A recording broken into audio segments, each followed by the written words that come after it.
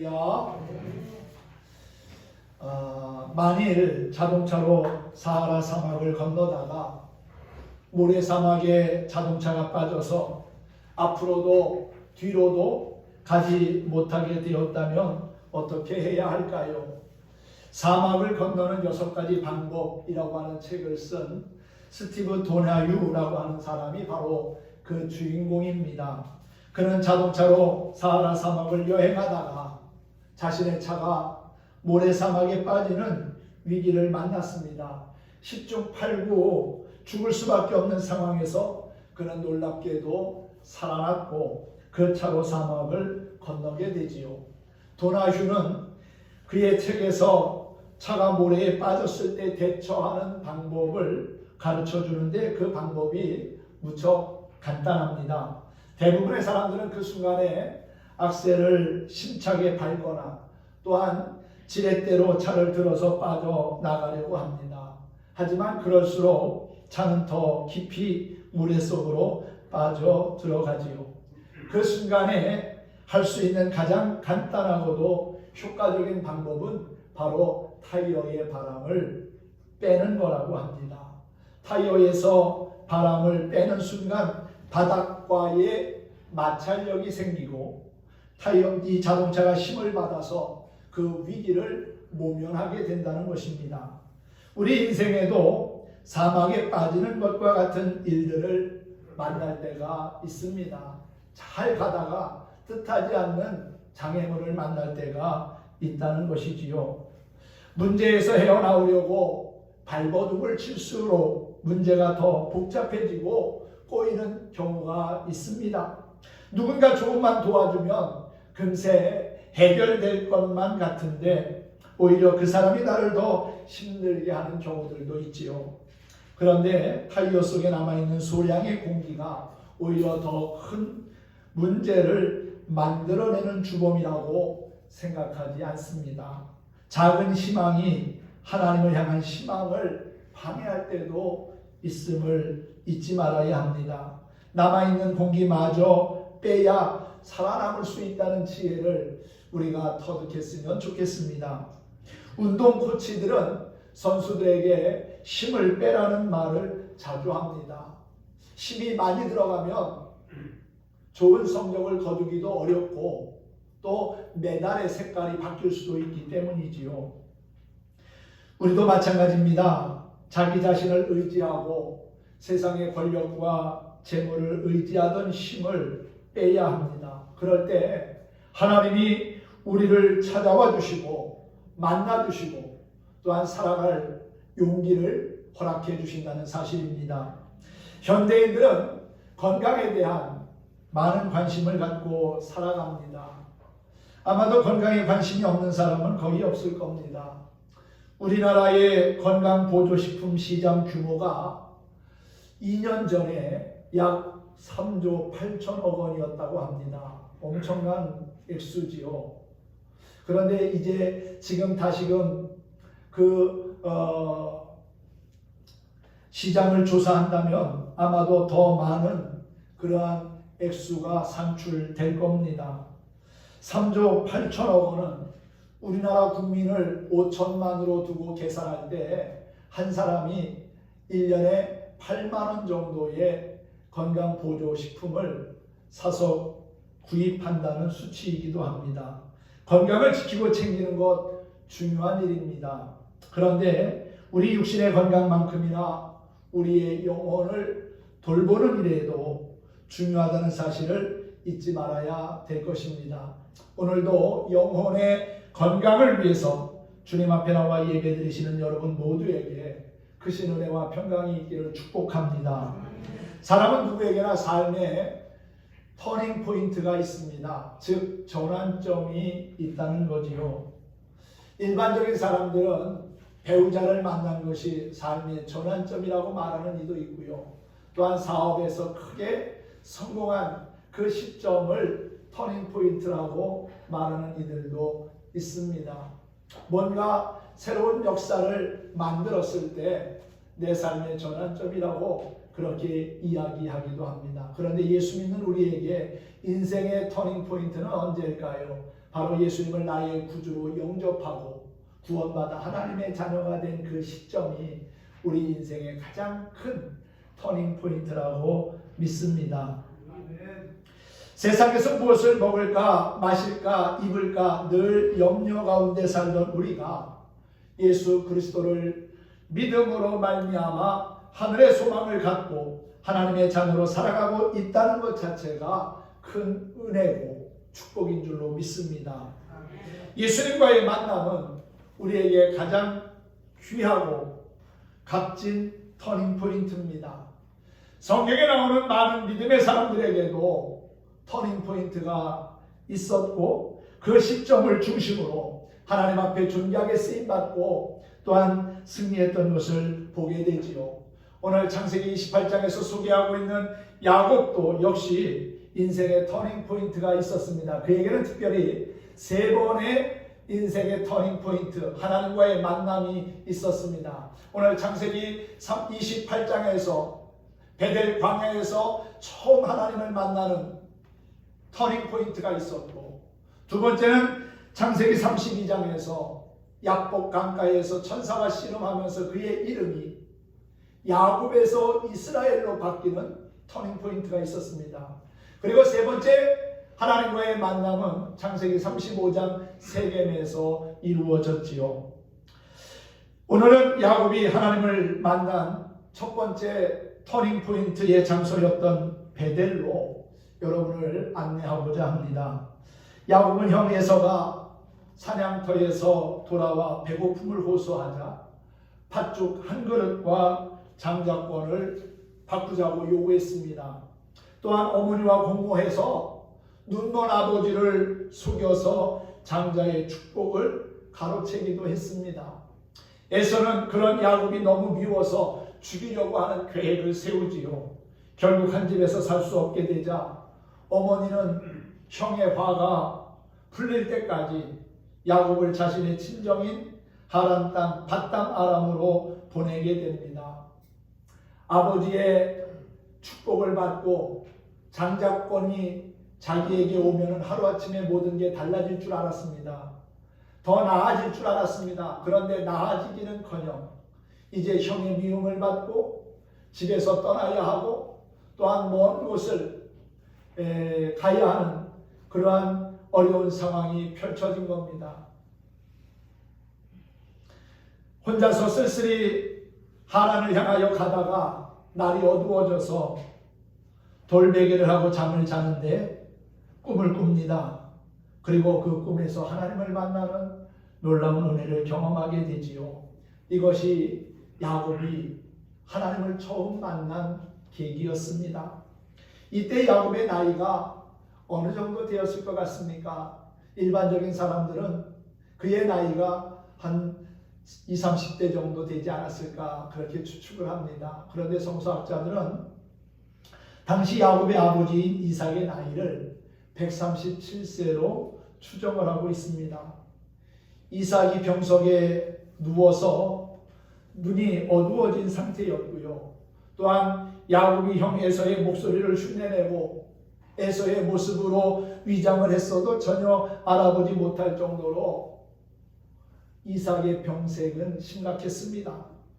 그는 스스로 말하기를 창세기 27장에 보면은 자신이 이제 얼마 남지 않았음을 알고는 에서를 불러다가 별미를 만들어 오게 하면서 이런 말을 합니다.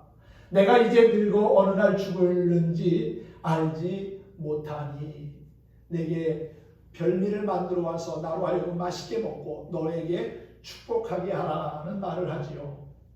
그가 이렇게 말한 것은 이삭의 이복형이었던 이스마엘이 137세에 죽은 데다가 이삭 자신도 지금 병든 상황에 있었기 때문에 이제 죽을 때가 되었구나 하고 생각을 했던 것 같습니다.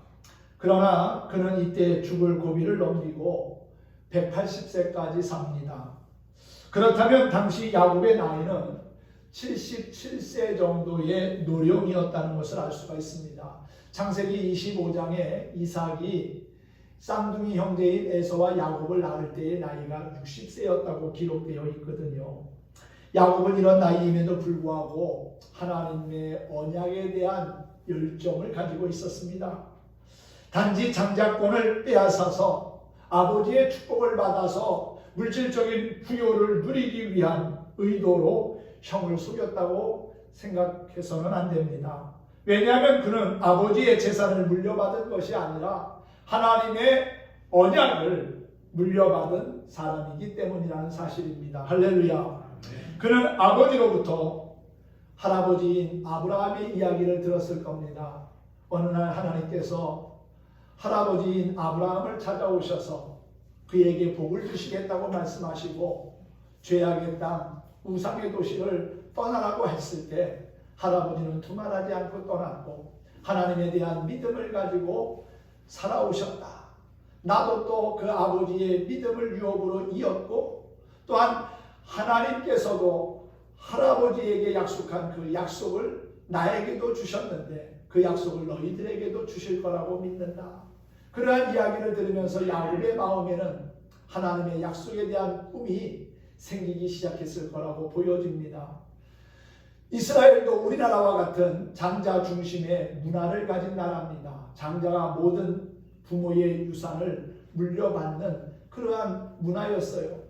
사실 야곱이 조금만 일찍 태어났다면 장자가 될 수 있었는데 그만 어머니 배에서 나올 때 조금 늦게 나왔다는 이유로 형의 발 뒤꿈치를 잡고 나왔다고 성경은 말하고 있지 않습니까? 쌍둥이로 태어났으니까 말이죠.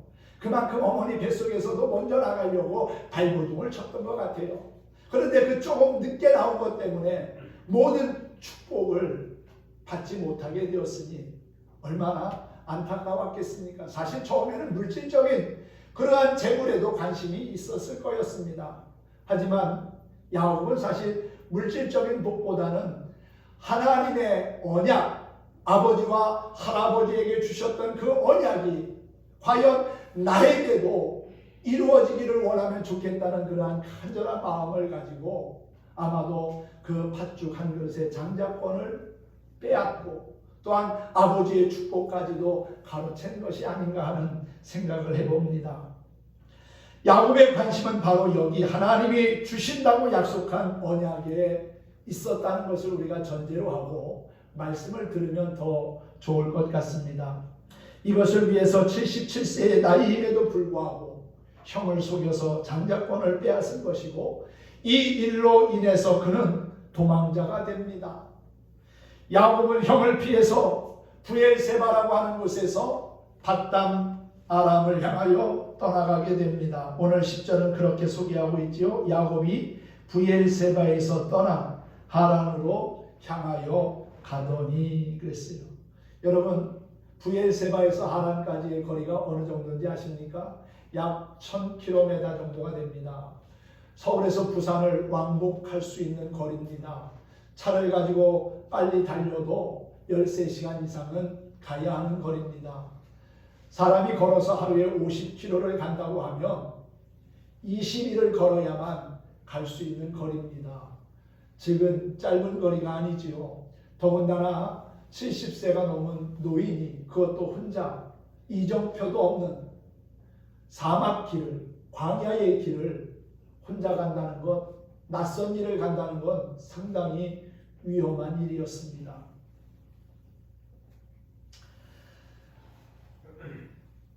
어떻게 보면은 메마른 광야를 이정표도 없는 그곳을 77세의 노인이 그것도 혼자서 그 먼 거리를 여행한다는 것 결코 쉬운 일은 아니었을 거라는 사실이지요. 아마도 야곱이 태어나 겪은 가장 큰 고난이었을지도 모릅니다. 야곱은 지금 광야를 헤매고 있습니다. 그러다가 날이 저물어 밤을 맞게 되지요. 독사와 전갈 그리고 맹수가 언제 나타날지 모르고 말벗 하나 없는 광야에서 노숙을 합니다. 그는 내일을 기약할 수 없는 절망의 늪에 빠져 있었으며 가진 것이라고는 고독과 한숨과 눈물뿐이었습니다. 야곱은 지금 베델이라는 곳에서 돌을 베개 쌓고 쪼그려 누워 있습니다. 가야 할 길은 멀고 앞을 보나 뒤를 보나 막막할 뿐입니다. 그러나 이런 상황 속에서 야곱은 아버지와 할아버지가 만났던 그 하나님을 만나게 됩니다. 할렐루야. 엄밀하게 말하면 하나님이 그 야곱을 찾아오신 것이지요.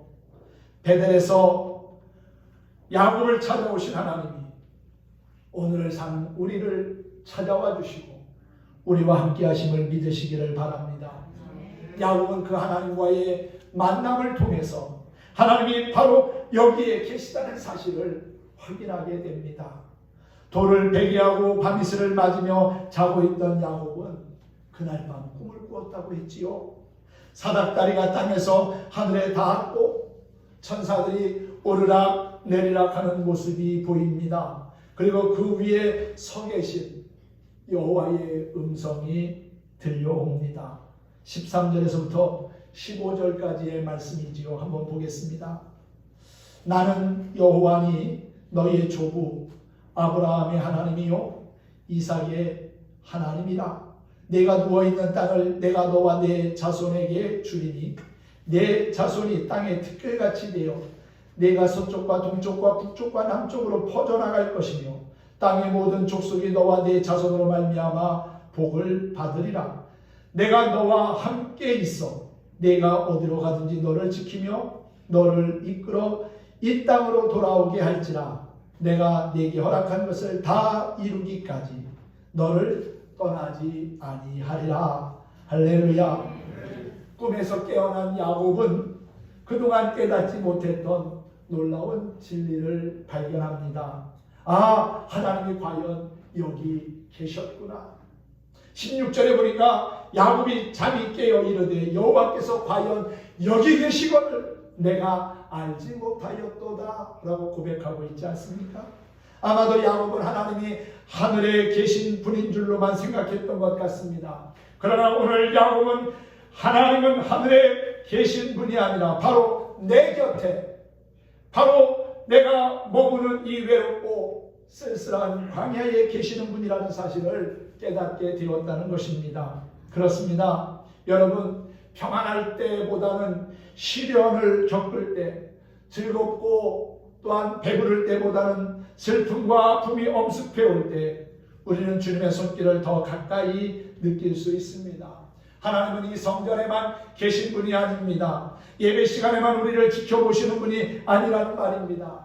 광야에 있든지 바다 한가운데 있든지 벼랑 끝에 서 있든지 돌을 베개하고 자든지 항상 내 곁에 계시는 분이심을 믿으시기 바랍니다. 도망자가 된 야곱은 혼자인 줄 알았습니다. 외로움과 공포 속에 혼자 떨고 있는 줄만 알았습니다.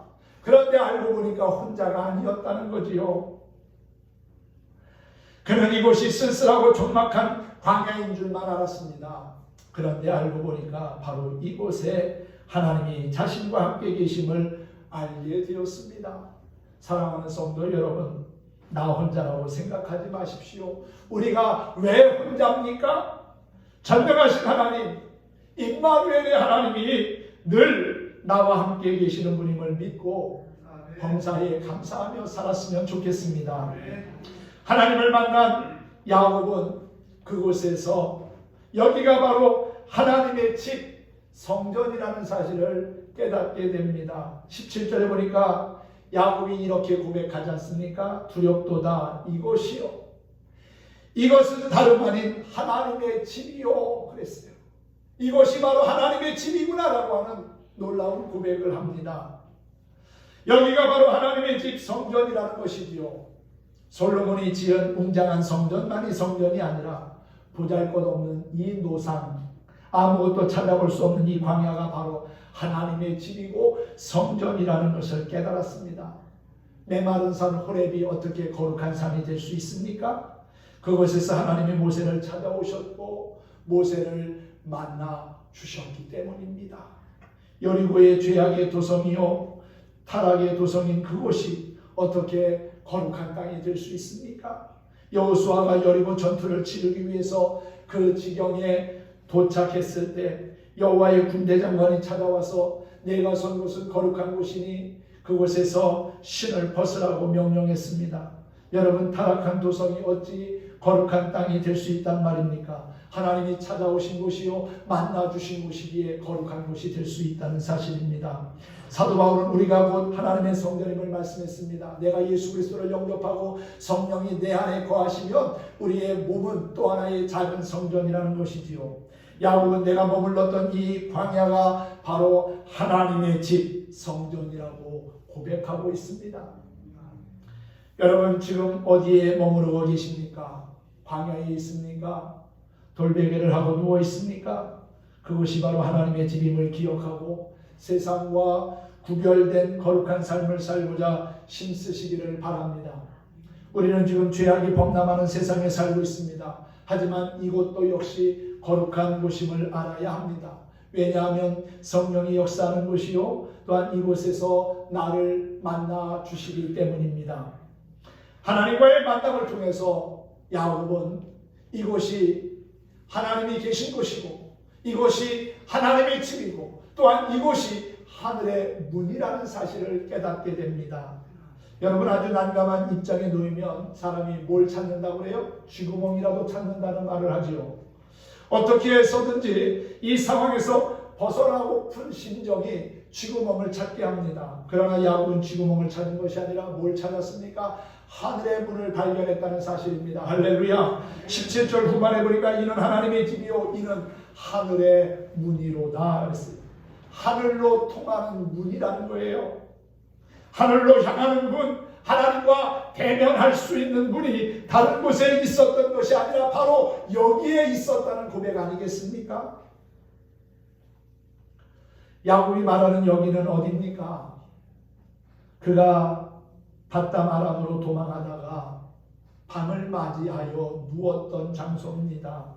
그것은 황량하기 짝이 없던 곳이고 벌써 어둠이 쫙 깔린 외롭고 삭막한 곳입니다. 차가운 돌을 베고 자던 곳이요 어느 누구 하나 위로해 줄 사람이 없는 곳입니다. 그런데 그곳에 하늘의 문이 활짝 열렸다는 것이지요. 그리고 그 문을 통해서 천사들이 오르락내리락 하며 하나님과 야곱 사이를 바쁘게 왕래하고 있었습니다. 사랑하는 성도 여러분, 야곱을 향하여서 하늘의 문이 활짝 열렸던 것과 같이 여러분의 삶에도 인생 가운데도 하늘의 문이 활짝 열려지기를 축원합니다.